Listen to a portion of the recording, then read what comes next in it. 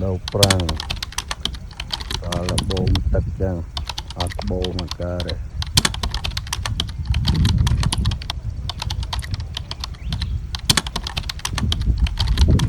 là bom đã cồn về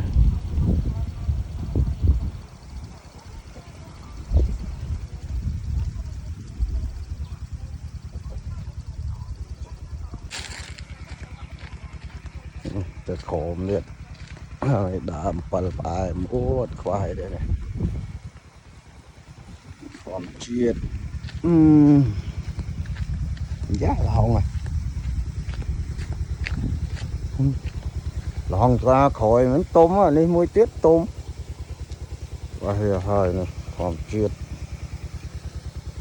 đồ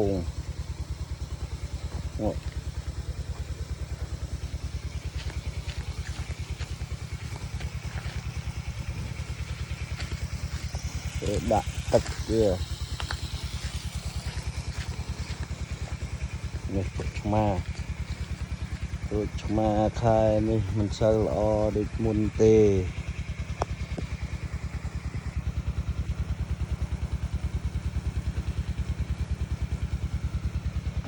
no. Em tôi biết sợ đam của mà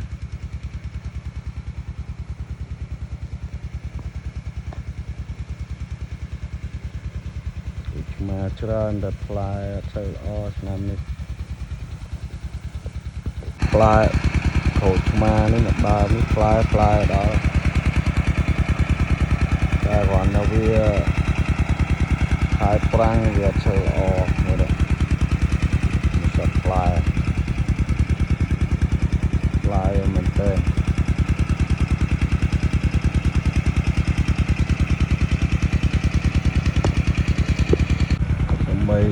แต่โปรยขวิดกับปลายอ่อนได้ឆ្នាំនេះปลายแล้วโดยคดีบไม่ปลายอัดทุม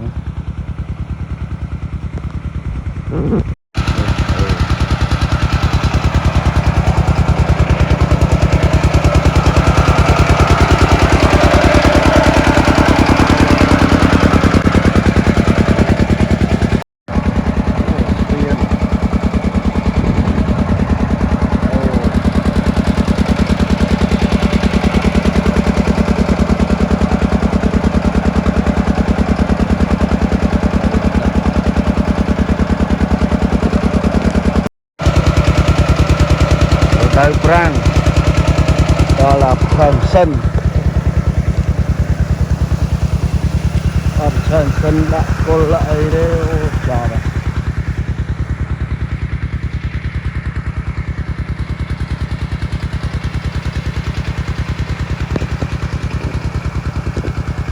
rồi vậy nha đào mới cột ma cột ấy ra giết fly lo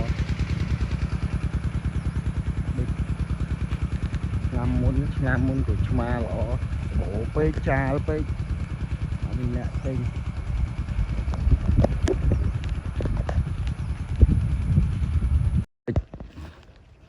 này tôm à thòm chiết cột thòm chiết ạ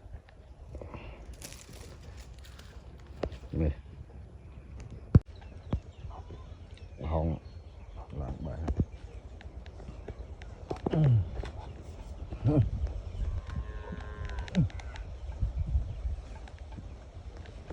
hòm chiết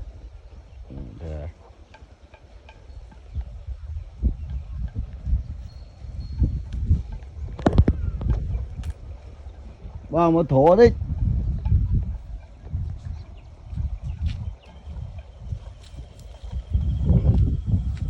mùi đấy mùi đấy sạt xì ba đấy hả thòm chia đây sạt xì bát này khối thòm chia tôm mà 73 này thì 3 4 ក្រូចខ្វិចធម្មជាតិក្បែរខ្ទម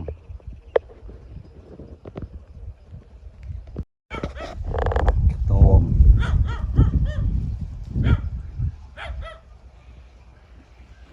ទមចាស់ហើយខ្ទម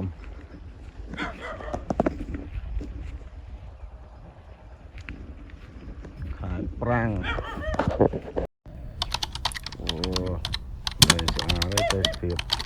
khai này cloud ơi